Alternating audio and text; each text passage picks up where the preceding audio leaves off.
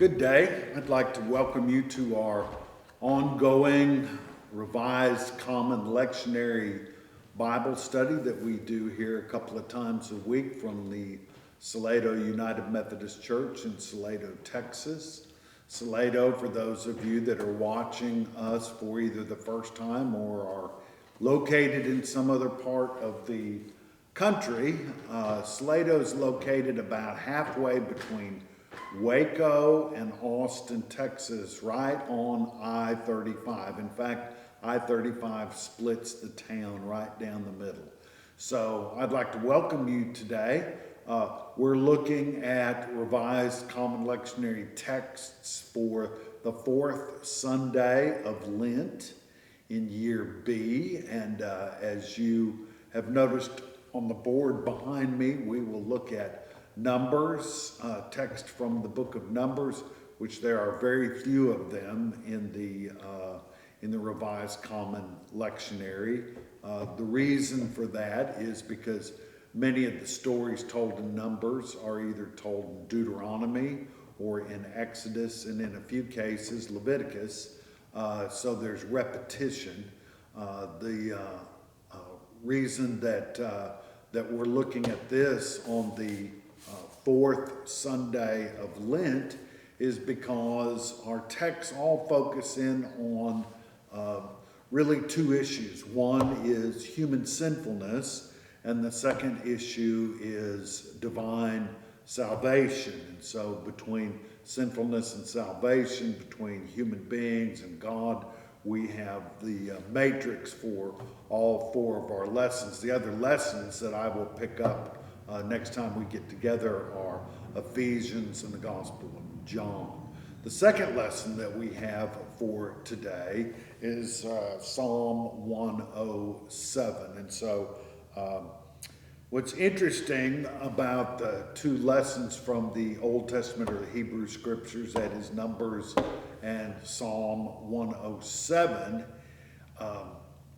is that they both have to do with human sin, but the text from Numbers deals with sin in its particularity, and sin that is discussed from the point of view of the Psalter, or Psalm 107, is sin in general.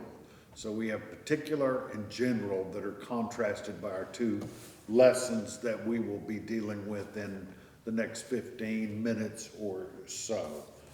I would ask you, if you would, to turn to Numbers 21, 4 through 9, and I would like to read the text and make comments as I go through it.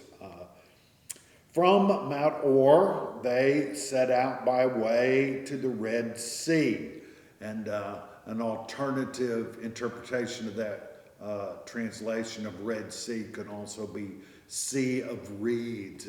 Those two terms are used interchangeably in Exodus and the other books of the Pentateuch, which would be Numbers, Leviticus, and Deuteronomy. To go around the land of Edom. Probably the reason they wanted to go around the land of Edom was because of the people that lived there, the Edomites. They were fiery, red-headed people, and if you remember some of the stories earlier in the book of Genesis, the Edomites play a part in the story of Esau and his brother Isaac. So the people became impatient on the way. If you want to think about this as your family going on a car trip, whether 30 years ago or 2 weeks ago, and the children in the back seat keep screaming out, "Are we there yet?" Or "I need to go to the bathroom," or "Can we stop and get something to eat?" Whatever it is, sometimes when people travel, they get impatient. They want it to be over. It would be somewhat, I suppose, like traveling during this time of COVID. We as a culture are traveling through this pandemic, and people are getting impatient. They're getting frustrated. they're lashing out at other people. And so these Israelites are marching through the wilderness, and of course they will do this for 40 years. But the point of this story in Numbers, which is kind of an odd story, as you will see in a moment, is a story that is kicked off by people being ticked off. And they demand things of Moses, they demand things of God. And so they're impatient. Impatient is probably a very polite way to say this. The people spoke against God. Notice this, they spoke against God, who has just liberated them from bondage in Egypt. And they spoke against Moses, who led them out, who had negotiated with Pharaoh again and again and again. And so this is what they say. Why have you brought us up out of Egypt to die in the wilderness? For there is no food and no water, and we detest this miserable food.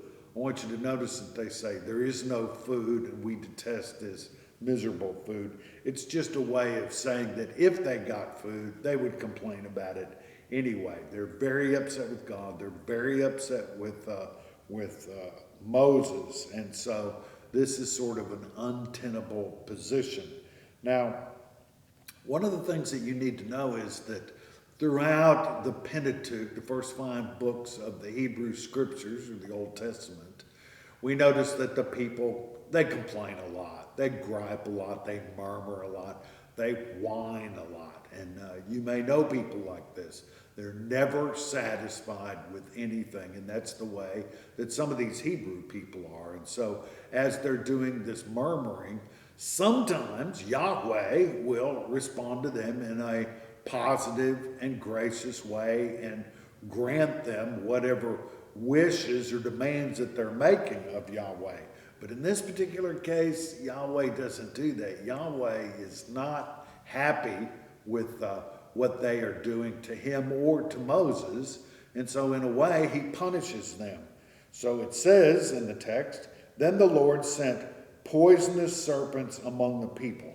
And that word poisonous really makes sense in the context of this story, but it can also be translated fiery. And it comes from a word seraph or seraphim, which is a word that we see sometimes in Isaiah 6. And these serpents that the Lord sets loose among the people bit the people so that many Israelites died. You complain, you die. That's the message here. So the people came to Moses and they said, we have sinned by speaking against the Lord and against you. This is pure confession. It's like what happens when people go into a confessional booth in a Roman Catholic church. They fess up their sins, and by the confession of the sin, grace is then granted to the people. So after they confessed that they'd been speaking against the Lord and against Moses, prayed to the Lord to take away the serpent from us. After they had made their confession, they asked Moses to do this. So Moses prayed for the people. This shows Moses' priestly function. He prays on behalf of the people. He does an act of penitence or contrition in his prayer and hoping that God will relent.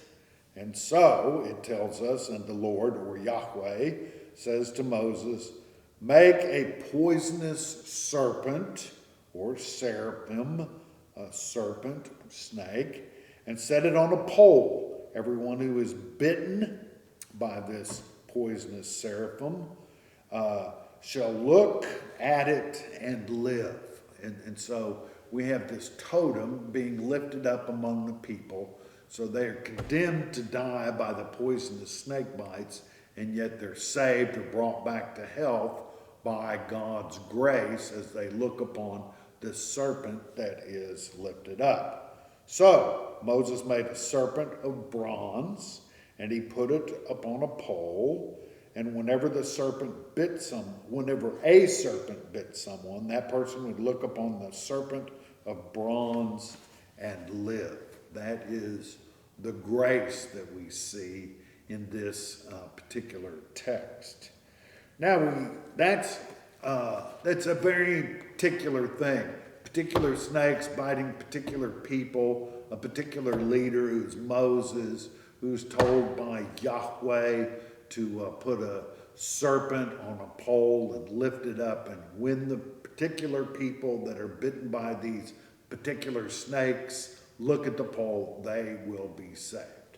And so there's a certain sort of focus to this particular story that is helpful to us. Now we turn over to Psalm 107, the first 3 verses, and then 17 through 22. And this first part of the psalm is what you would call a typical call to worship sort of opening. Oh, give thanks to the Lord, for he is good, for his steadfast love endures forever.